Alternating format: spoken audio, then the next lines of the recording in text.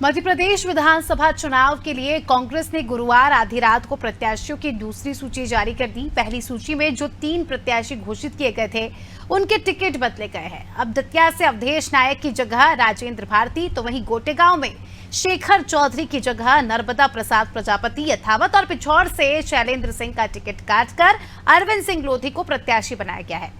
भोपाल दक्षिण पश्चिम से पीसी शर्मा, तो वहीं गोविंदपुरा से रविंद्र साहू, हुजूर से नरेश ज्ञानचंदानी और भोपाल उत्तर से विधायक आरिफ अकील के उत्तराधिकारी के तौर पर आतिक अकील मैदान में होंगे। छिंदवाड़ा की बात करें तो छिंदवाड़ा से सांसद नकुल नाथ ने जिन 3 प्रत्याशियों के नाम पहले घोषित किए थे उन्हें शामिल करते हुए कुल 88 प्रत्याशियों की सूची जारी कर दी गई है। तो कुल मिलाकर जो ये नाम आप देख रहे हैं ये कांग्रेस के मजबूत नेताओं में आते हैं और कांग्रेस ने बड़ी ही सोच समझकर इन्हें जो है टिकट दिया, क्योंकि इस बार पार्टी किसी भी तरह का रिस्क नहीं लेना चाहती। इसी के साथ आपको बता दें कि 3 जगहों पर 3 विधानसभाओं पर टिकट भी बदले गए हैं, जो कि काफी ज्यादा चर्चाओं का विषय है। जैसे कि हमने आपको बताया कि दतिया से अवधेश नायक को पहली सूची में जो है उन्हें टिकट दिया गया था, उनका नाम आया था, मगर अब उनका टिकट बदलकर राजेंद्र भारती को दिया गया है।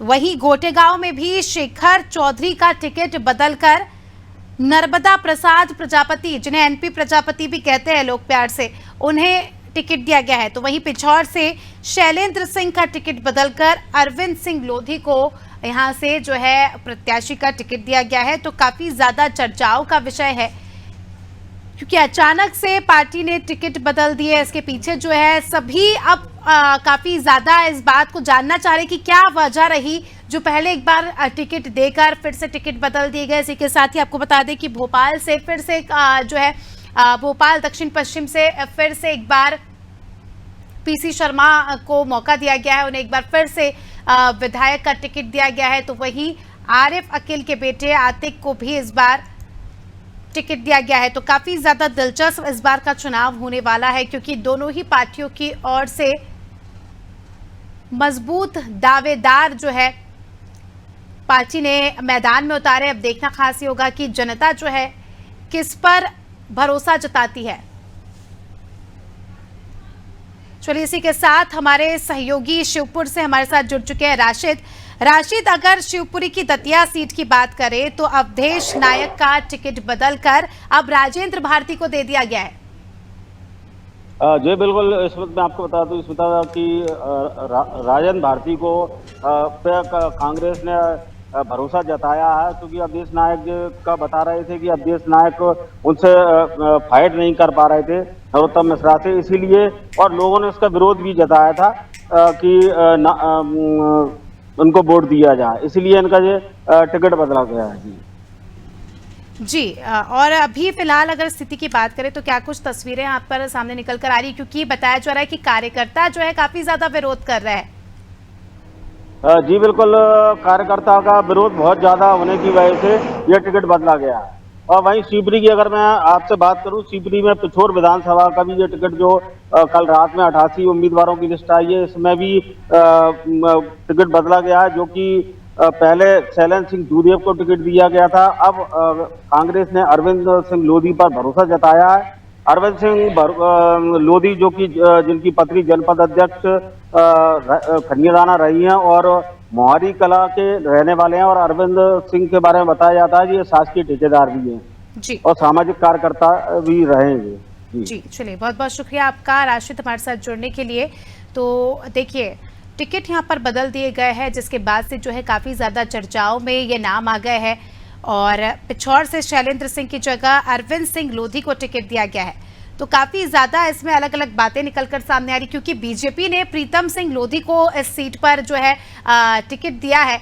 तो इस बार कहा जा रहा है कि लोधी वर्सेस लोधी का मुकाबला हमें इस सीट पर देखने को मिलेगा और अरविंद सिंह लोधी पर पार्टी ने भरोसा जताया। इसके पहले जो है शैलेंद्र सिंह को टिकट दिया गया था, मगर जातिगत समीकरण के फॉर्मूले को देखते हुए पार्टी ने टिकट बदलकर अरविंद सिंह लोधी को दिया है, क्योंकि लोधी समाज का एक बड़ा कुनबा इस जगह पर रहता है और लोधी समाज का बड़ा प्रभाव पड़ता है। ऐसे में अगर उसी समाज से अगर कोई प्रत्याशी को उतारा जाता है तो जो है लोग जो है अपनी समाज के लोगों पर ही ज्यादा भरोसा करते हैं। प्रीतम लोधी भी लोधी समाज के ही है और अरविंद सिंह लोधी भी इसी समाज से आते हैं। तो इस बार जो है अलग ही हमें दिलचस्प यहाँ पर मुकाबला देखने को मिलेगा कि एक ही समाज के दो लोग मैदान में उतरेंगे। तो काफी ज्यादा दिलचस्प ये चुनाव होने वाला है। टिकट बदला है पार्टी ने, तो बड़ा फैसला यहाँ पर पार्टी ने लिया है। और शैलेंद्र सिंह को पहली सूची में टिकट दिया गया था, शैलेंद्र सिंह पर जो है विश्वास जताया गया था। उसके बाद अरविंद सिंह लोधी को ये जो है टिकट बदल कर दे दिया गया। अरविंद सिंह लोधी पर पार्टी ने जो है भरोसा जताया है। इसी के साथ इसके पहले आपको बता दें कि शिवपुरी से 5 बार विधायक रहे केपी सिंह, माफ कीजिएगा, पिछौर से 5 बार विधायक रहे केपी सिंह को अब शिवपुरी शिफ्ट कर दिया गया है। तो एक बड़ी रणनीति यहां पर पार्टी ने जो है लगाई है। रणनीति के तहत जो है अब अरविंद सिंह लोधी को टिकट दिया गया है। वही लोधी फैक्टर जातिगत समीकरण को देखते हुए टिकट बदला गया है। तो इस बार पिछौर सीट पर काफी ज्यादा जो है मुकाबला दिलचस्प होने वाला है, क्योंकि एक और बीजेपी से प्रीतम सिंह लोधी को टिकट दिया गया है, तो दूसरी ओर कांग्रेस से अरविंद सिंह लोधी को टिकट दे दिया गया है। दूसरी सूची में उनका नाम आया था, पहली सूची में शैलेंद्र सिंह को मौका दिया गया था। मगर पार्टी की जो बैठकों का दौर हमने देखा, पार्टी ने चर्चा की और स्थिति को समझा, तो अरविंद सिंह लोधी का नाम जो है यहाँ पर काफी ज्यादा महत्वपूर्ण पाया गया। और जातिगत समीकरण को देखते हुए भी अरविंद सिंह लोधी के नाम पर फिर पार्टी ने मुहर लगाई और उन्हें प्रत्याशी नियुक्त किया।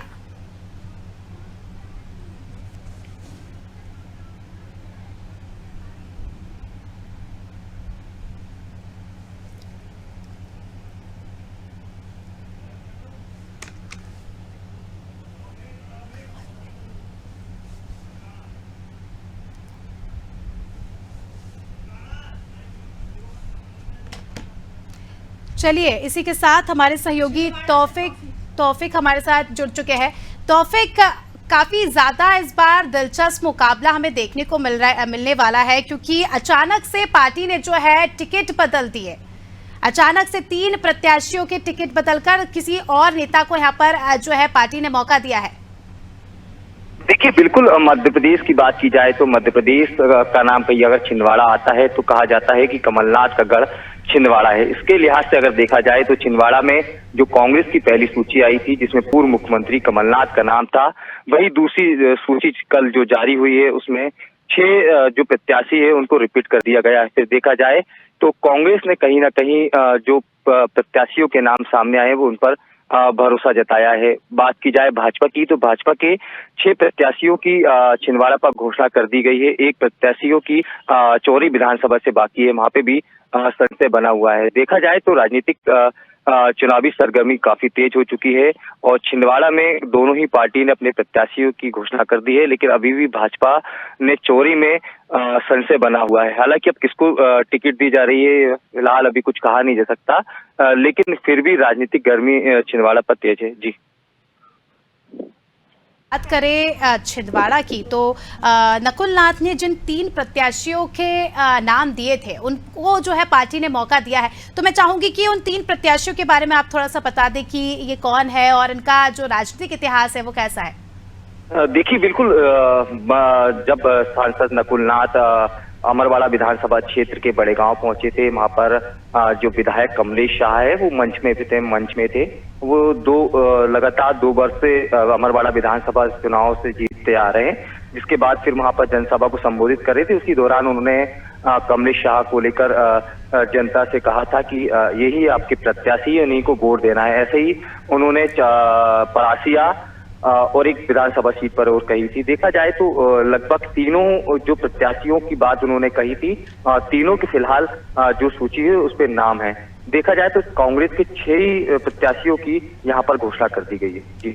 जी, चलिए तौफिक, बहुत बहुत शुक्रिया आपका हमारे साथ जुड़ने के लिए और तमाम जानकारी के लिए। तो देखिए, तौफिक हमारे साथ जुड़े थे छिंदवाड़ा से, उन्होंने जिस प्रकार से जानकारी दी, सांसद नकुल नाथ ने जिन 3 प्रत्याशियों के नाम जो है पार्टी को पहले बताए थे, तो उन्हीं 3 प्रत्याशियों के नाम पर मुहर लगी है। पार्टी ने उन पर भरोसा जताया है, क्योंकि छिंदवाड़ा जो है कांग्रेस का गढ़ माना जाता है। खुद कमलनाथ भी यहीं से आते हैं, तो ऐसे में उन्हें इस विधानसभा की समझ जो है काफी अच्छी है। और इस बार देखा जा रहा है कि टिकट काफी ज्यादा सोच समझ कर दी है।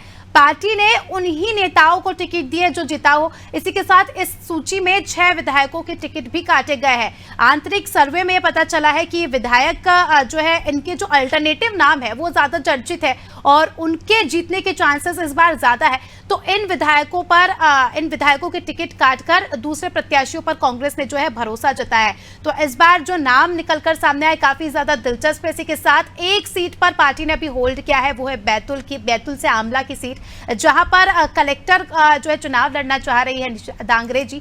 तो उसको लेकर होल्ड, क्योंकि अभी उनका मामला जो है हाई कोर्ट में अटका हुआ है। उन्हें दावेदारी करनी है आगामी चुनाव को लेकर, तो उसका मामला हाईकोर्ट में अटका है, तो उसको लेकर इस सीट पर होल्ड है। अब देखना खास होगा कि आमला सीट पर कब तक जो है पार्टी प्रत्याशी के नाम की घोषणा करती है। तो अलग अलग सीटों पर हम आप ग्राफिक्स के जरिए भी आप देख सकते हैं कि किस किस के नाम यहाँ पर दिए गए। इसी के साथ हमारे सहयोगी जबलपुर से मनीष हमारे साथ जुड़ चुके हैं। मनीष, इस बार काफी ज्यादा अलग चीज हमें देखने को मिली। इस बार जो है अचानक ही पार्टी ने अपने प्रत्याशियों के टिकट बदल दिए। जिस प्रकार हमने देखा था कि पहली सूची में जिन 3 उम्मीदवारों पर पार्टी ने भरोसा जताया था, उन्हें प्रत्याशियों के टिकट दिए थे, उनके टिकट जो है बदल दिए गए हैं। बात करें गोटेगांव की, तो शेखर चौधरी की जगह अब नर्मदा प्रसाद प्रजापति को टिकट दिया गया है। देखिए, कहीं ना कहीं जो टिकट बदले गए हैं उनमें कहीं ना कहीं जो दावेदारी है, जो जीत की जो संभावनाएं हैं, कहीं ना कहीं संभावनाओं को तलाशते हुए कहीं ना कहीं कांग्रेस ने ये बड़ा कदम उठाया है। तीनों सीटें जो बदली गई हैं, तीनों प्रत्याशी जो बदले गए हैं, वो कहीं ना कहीं जीत के ज्यादा दावेदार हैं, ज्यादा चर्चित हैं।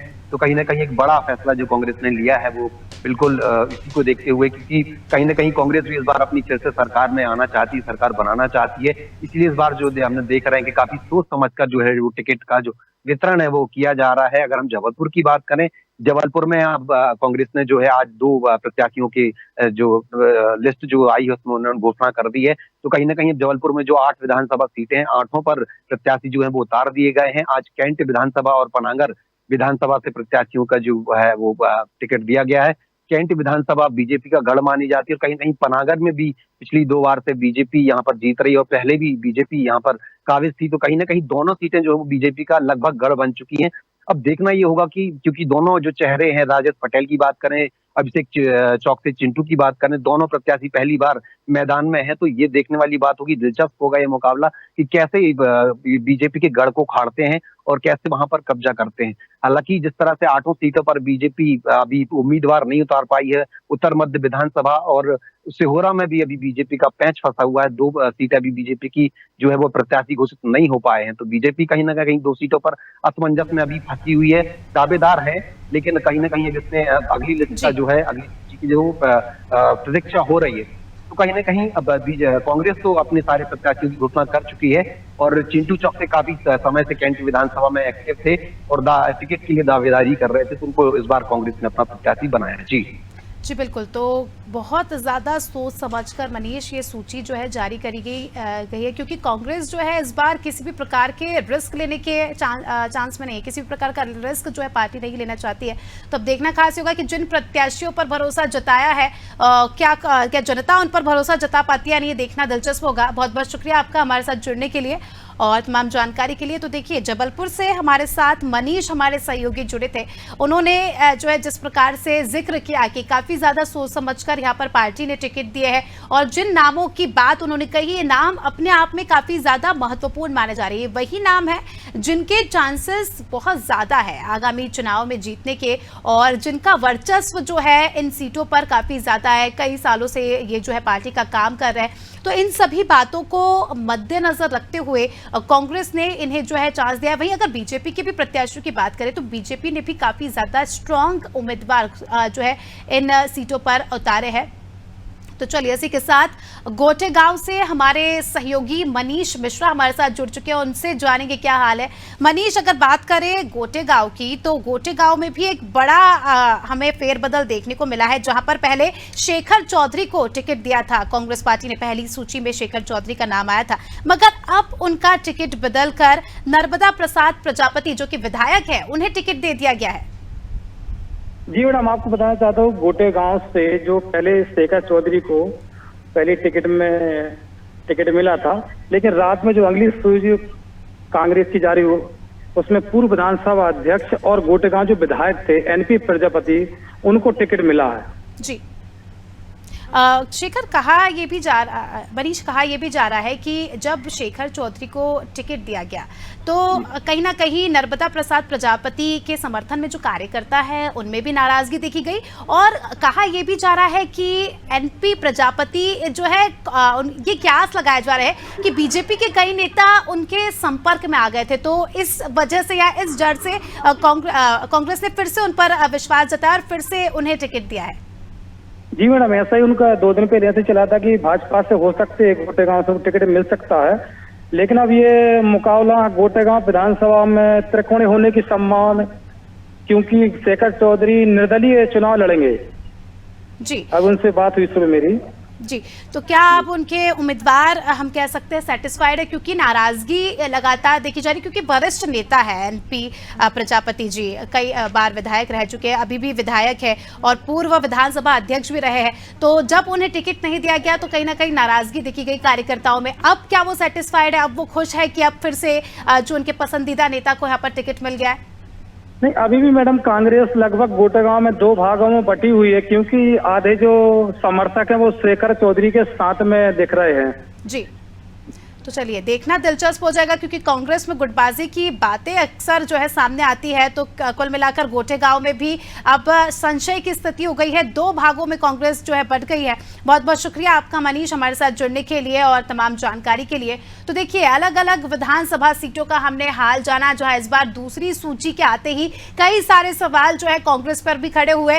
जो टिकट पहले प्रत्याशियों को दिए गए थे उनके अचानक टिकट बदल दिए गए, जिसके चलते जो है कांग्रेस पार्टी में अंतर कलह की स्थिति साफ हम देख सकते हैं। जिस प्रकार से गोटेगांव का भी हमने जिक्र किया, तो 2 अलग अलग भागों में यहां पर कांग्रेस बट गई है। दूसरी विधानसभा सीटों का भी यही हाल है, तो अब देखना खास होगा कि क्या कार्यकर्ताओं की नाराजगी, नेताओं की नाराजगी, कांग्रेस पर इसका क्या प्रभाव पड़ेगा आगामी चुनाव में, और जिन लोगों पर कांग्रेस ने भरोसा जताया है क्या वाकई जनता भी इन पर भरोसा जता पाती है या नहीं, ये तो आगामी चुनाव में ही क्लियर होगा। फिलहाल इस बुलेटिन में इतना ही, दीजिए हमें इजाजत, देखते रहिए अनादि टीवी।